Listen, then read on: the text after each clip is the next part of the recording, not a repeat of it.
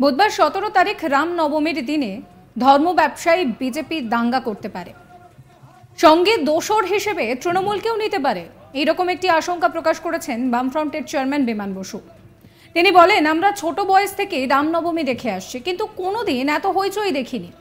গত বছর এই রামনবমী নিয়ে তৃণমূল আর বিজেপি যে কারবারি করেছিল, হাওড়া ও হুগলিতে সাম্প্রদায়িক দাঙ্গার মতো পরিস্থিতি তৈরি হয়েছিল, তা থেকে মুক্তি চাই।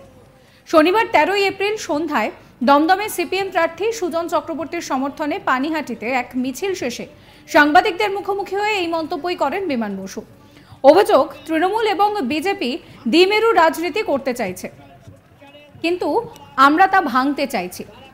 বিজেপি জন্ম দিয়েছে রাষ্ট্রীয় সেবক সংঘ আরএসএস, এই আরএসএস আবার তৃণমূলের জন্ম দিয়েছে, অর্থাৎ দুজনেরই জন্মদাতা একজন।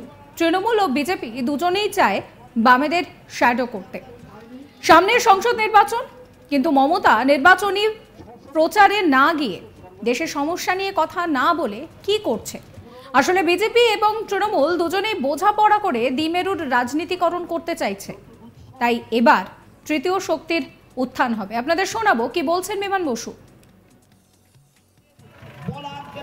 যারা বাজে কথা বলে তারা বাজে কথাই বলবে, কিন্তু রামনবমী বহু বছর ধরেই হয়ে আসছে। আমি বাচ্চা বয়সেও রামনবমী দেখেছি, এত হইচই দেখিনি। আর রামনবমী নিয়ে গত বছর তৃণমূল কংগ্রেস এবং বিজেপি যে কারবার করেছিল, হাওড়া এবং হুগলিকে যেভাবে চঞ্চল করে দিয়েছিল, সাম্প্রদায়িক দাঙ্গার মতো পরিবেশ করেছিল, তার থেকে মুক্তি চাই। তাই তৃণমূল আর বিজেপি এটা বুঝে নিতে হবে, বিজেপির জন্ম দিয়েছে রাষ্ট্রীয় স্বয়ংসেবক সংঘ আরএসএস, আর আরএসএস জন্ম দিয়েছে কংগ্রেস ভেঙে টিএমসি। বলে জন্মদাতা একই, কিন্তু ধাত্রীর কাজ করেছে একজনই, ধাত্রী হচ্ছে আরএসএস। বলে এরা চায় এই বাইনারি করে, তৃণমূল আর বিজেপি করে বামপন্থীদের শ্যাডো করতে চায়। আর তাই আমরা মনে করি তৃণমূল বিজেপি একই লক্ষ্যে উদ্দেশ্যে পরিচালিত হয়। প্রায় এক মাস ধরে রাজ্যে রামেশ্বর ক্যাফেতে বিস্ফোরণ কাণ্ডে 2 জঙ্গির আত্মগোপন করে থাকা নিয়েও তৃণমূলকে নিশানা করেছেন বিমান বসু। কি বলছেন তিনি, শোনাবো।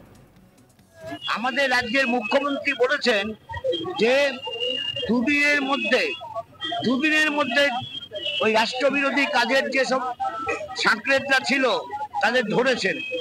প্রায় মাসখানেক ধরে তারা কলকাতায়, খিদিরপুরে, এইসব ইকবালপুরে থেকেছে।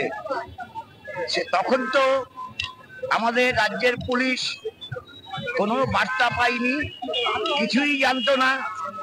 আর এনআইএ যখন সূত্র দিল, তখন ধরা হলো দীঘা থেকে। তার মানে হচ্ছে এই, তিনি সঙ্গে সঙ্গে বলে দিলেন, চলতে বলেন তো, চলতে বলেছেন 2 দিনের মধ্যে সব করে দিচ্ছি। তাহলে 1 মাস যে কলকাতায় থাকলো, কলকাতায় ইকবালপুর গার্ডেন রিচ থাকলো, সেটা কি, সেটা সত্য না মিথ্যা? এই নিয়ে আমার কলিগ দীপক দেবনাথার একটি রিপোর্ট দেখাবো আপনাদের।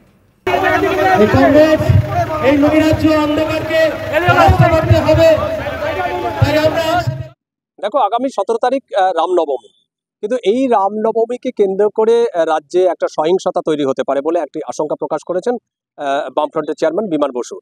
এবং গতকালকে তাদের যে প্রার্থী দমদম লোকসভা কেন্দ্রের সুজন চক্রবর্তী, সেই সুজন চক্রবর্তীর সমর্থনে একটি মিছিল ছিল পানিহাটিতে। এবং সেই মিছিল শেষে যখন সাংবাদিকদের মুখোমুখি হন, তাকে প্রশ্ন করা হয়েছিল রামনবমী নিয়ে। তিনি তখন এই আশঙ্কা প্রকাশ করেছেন, বলেছেন যে ধর্ম ব্যবসায়ীরা তৃণমূলকে সাথে নিয়ে এরকম একটি সহিংসতার পরিবেশ বা গন্ডগোলের পরিবেশ তৈরি করতে পারে রাজ্যে। এবং তিনি এও বলেছেন যে আমরা যখন ছোট ছিলাম, মানে বিমান বসুর কথায়, যে তারা যখন ছোট ছিলেন তখন একটা উৎসবের পরিবেশ লক্ষ্য করা যেত, কিন্তু সেই পরিবেশ আর এখন নেই। কারণ গত বছর এই রামনবমীকে কেন্দ্র করে একটা সহিংসতার পরিবেশ তৈরি হয়েছিল বিভিন্ন জায়গায়। সেখানে বেশ কয়েকটি ঘরবাড়ি ভাঙচুর হয়েছিল, দোকানপাট ভাঙচুর হয়েছিল, বেশ কয়েকজন আহত হওয়ারও খবর পেয়েছিলাম। এবং বিশেষ করে রাজ্যের 3টি জায়গায়, একটি হচ্ছে ডালখোলা, একটি রিষড়া এবং অন্যটি হাওড়া। তো সেই পরিপ্রেক্ষিতেই সেই ইস্যুটিতে উত্থাপন করেছেন, বলেছেন যে গতকালকে আমরা মানে গত বছর আমরা দেখেছি, তো এবছরও এরকম একটি সহিংসতার পরিবেশ তৈরি করতে পারেন বলে তার আশঙ্কা প্রকাশ করেছেন। এবং তিনি এও বলেছেন যে রাজ্যের যে শাসক দল তৃণমূল কংগ্রেস, তাকে সাথে নিয়ে বিজেপি একটা গোটা দেশে দ্বিমেরুকরণের রাজনীতি তৈরি করতে চাচ্ছে। তার বক্তব্য যে এই যে বিজেপির এবং এই যে তৃণমূল, এই দুটোরই জন্মদাতা হচ্ছে এক দল, অর্থাৎ আরএসএস জন্ম দিয়েছে বিজেপিকে, এই আরএসএসই জন্ম দিয়েছে তৃণমূলকে। সুতরাং তাদের লক্ষ্য একটাই, যে সারা ভারতে, গোটা ভারতে একটা দ্বিমেরুকরণের রাজনীতি তৈরি করা, একটা বিভেদ তৈরি করা। যদিও তারা বামেরা মানে সবসময় প্রস্তুত আছে বা তারা সতর্ক আছে যে এইরকম ধরনের যে দ্বিমেরুকরণের একটা রাজনীতি করার যে প্রচেষ্টা, এই প্রচেষ্টাকে কিন্তু তারা রুখে দেবেন। এটি গেল একটি পার্ট। এবং আরেকটি পার্ট, কারণ তুমি জানো যে গত দুদিন আগে যখন দীঘা থেকে 2 জঙ্গিকে আটক করা হয়েছিল রামেশ্বরম ক্যাফে বিস্ফোরণ মামলায়, এবং সেই মামলার এই যে 2 জনকে আটক করা হয়েছে সেই নিয়েও তিনি একটি মন্তব্য করেছেন। তিনি বলেছেন প্রায় 1 মাস ধরে রাজ্যের বিভিন্ন জায়গা ঘুরেছে, কখনো কলকাতা, কখনো খিদিরপুর, কখনো একডালিয়া কিংবা ইকবালপুর। তো এই যে বিভিন্ন জায়গায় ঘুরেছে, এই ঘোরার সময় অথচ রাজ্যের পুলিশ তারা একবারও জানলেন না। যখন কেন্দ্রের গোয়েন্দা সংস্থা এনআইএ যখন তারা তথ্য দিল, সেই তথ্যের ভিত্তিতে তারা দীঘা থেকে অ্যারেস্ট করলেন।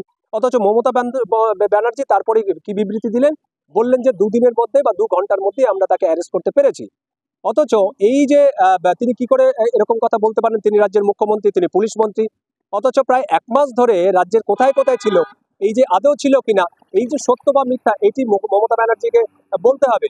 যে রাজ্যে 1 মাস ধরে এই যে বিভিন্ন জায়গায় ঘুরে বেরিয়েছে, তার মানে কি রাজ্যে 1 মাস ধরে ছিল না?